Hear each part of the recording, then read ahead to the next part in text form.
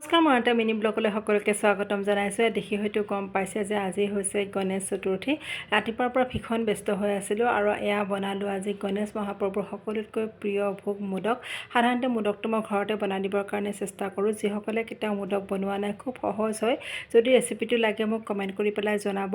আৰু মোৰ ইউটিউব চেনেলটো মোদকৰ ৰেচিপি দিয়া আছে, আপোনালোকে তাতো গৈ পেলাই চাব পাৰিব। দেখিছেনে কি ধুনীয়া হৈ গ'ল।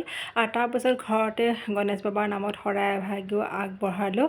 আৰু সন্ধিয়ালৈকে গ'লোঁ আমাৰ ঘৰৰ ওচৰতে থকা দাৰপাল গণেশ মন্দিৰলৈকে। কামাখ্যা মন্দিৰলৈ উঠি যাওঁতে ৰাস্তাৰ ওচৰতে আছে এই গণেশ মন্দিৰটো। বা আৰু ভিনদেউহঁতো সন্ধিয়া আহিছিলে আৰু বা মই পৱন যাওঁ দাৰপাল গণেশ মন্দিৰলৈকে। আৰু নিশালৈকে বনালোঁ এয়া পিঁয়াজ নহৰুবিহীন সম্পূৰ্ণ নিৰামিষ এসাঁজ।